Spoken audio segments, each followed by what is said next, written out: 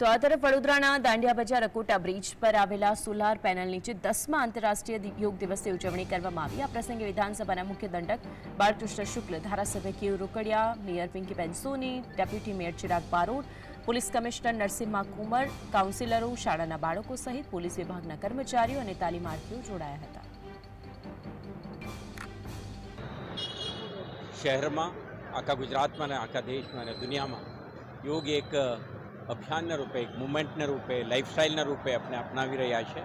હું માનું છું કે યોગ આપણા જીવનમાં અપનાવીએ, એક સ્વસ્થ સમાજની નિર્માણમાં આ એક બહુ અતિ મહત્ત્વની ભૂમિકા ભજાવશે।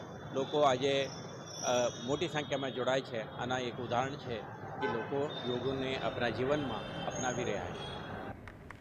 તો રાજકોટના રેસકોર્સ માધવરાય સિંધિયા ક્રિકેટ ગ્રાઉન્ડ ખાતે યોગ દિવસનું આયોજન કરવામાં આવ્યું। કર્ણાટકના પૂર્વ રાજ્યપાલ વજુભાઈ વાળા યોગ કરવા માટે પહોંચ્યા હતા।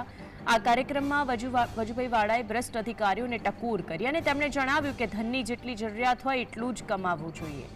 જે લોકો ભ્રષ્ટાચાર કરે છે એ મન કરતા આત્માનું સાંભળે તો ભ્રષ્ટાચાર ન કરે।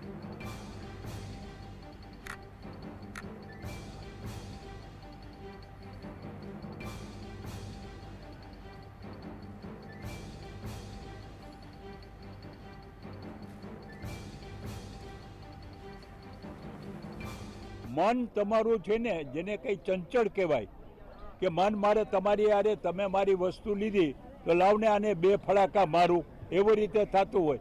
પણ તમારી બુદ્ધિ કે ના ના નથી મારવો, જવા દે ને, બીજા કે ઠોકી દે ને, એ જે મન અને બુદ્ધિ વચ્ચેનો દ્વંદ્વ હોય ને, એ દ્વંદ્વને તમારો આત્મા શું કહે છે એ છે કે કાંઈ વાંધો નહીં, જવા દો, આપણે નથી કરવું। જે માણસ કહે છે ને કે કોઈ માણસ આપણને ગાળ આપે તો ગાળ આપવા વાળાને આપણું મન ઉગ્ર થઈ જાય તો આપણી બુદ્ધિ એમ કે લાવ આને મારું, પછી તમારો આત્મા એમ કે હવે ઝઘડો કરવાથી શું ફાયદો, આત્મા જે પ્રમાણે કહે એ તમે કાર્ય કરો, એ જ માણસ શ્રેષ્ઠ માણસ હોય। જામનગર જિલ્લામાં આંતરરાષ્ટ્રીય યોગ દિવસની ઉજવણી કરવામાં આવી। આ કાર્યક્રમમાં રાજ્યમંત્રી રાઘવજી પટેલ, ધારાસભ્ય દિવેશ અકબરી, શહેર તથા જિલ્લાના સંગઠનના હોદ્દેદારો હતા। જોકે કૃષિ મંત્રી રાઘવજી પટેલની નાદુરસ્ત તબિયત હોવા છતાં તેમણે હાજરી આપી।